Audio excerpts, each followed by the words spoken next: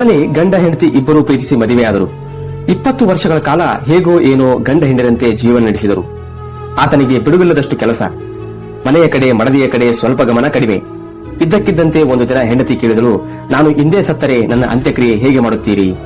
ದಿಢೀರ್ ಪ್ರಶ್ನೆಯಿಂದ ಸ್ವಲ್ಪ ವಿಚಲಿತನಾದ ಗಂಡ ಸಾವರಿಸಿಕೊಂಡು ಉತ್ತರಿಸಿದ, ತುಂಬಾ ಪುಷ್ಪಗುಚ್ಛಗಳು, ಬೆಲೆ ಬಾಳುವ ಶವಪೆಟ್ಟಿಗೆ, ನಿನ್ನ ಗುಣಗಾನ ಮಾಡಿ ಆತ್ಮಕ್ಕೆ ಶಾಂತಿಯನ್ನು ಕೋರುವ ಪ್ರಾರ್ಥನಾ ಸಭೆಗಳು ಮುಂತಾದವೆಲ್ಲ ಇರುತ್ತವೆ. ಅದರಲ್ಲಿ ಏಕೆ ಈ ಪ್ರಶ್ನೆ ಅಂತ ಹೆಂಡತಿಗೆ ಕೇಳ್ತಾನೆ.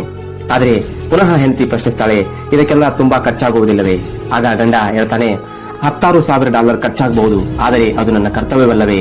ಹೆಂಡತಿ ಹೇಳ್ತಾಳೆ, ನಾನು ಸತ್ತ ಮೇಲೆ ನೀವು ಕೊಡುವ $1,000 ಬೆಲೆ ಬಾಳುವ ಪುಷ್ಪಗುಚ್ಛಗಳನ್ನು ನಾನು ನೋಡಲಾಗುವುದಿಲ್ಲ, ಗುಣಗಾನದ ಮಾತುಗಳನ್ನ ಕೇಳಲಾಗುವುದಿಲ್ಲ, ಇವೆಲ್ಲ ನನಗೇನು ಪ್ರಯೋಜನವಾಗುವುದಿಲ್ಲ, ಏಕೆಂದರೆ ನಾನು ಕಳೆಬರವಾಗಿರುತ್ತೇನೆ.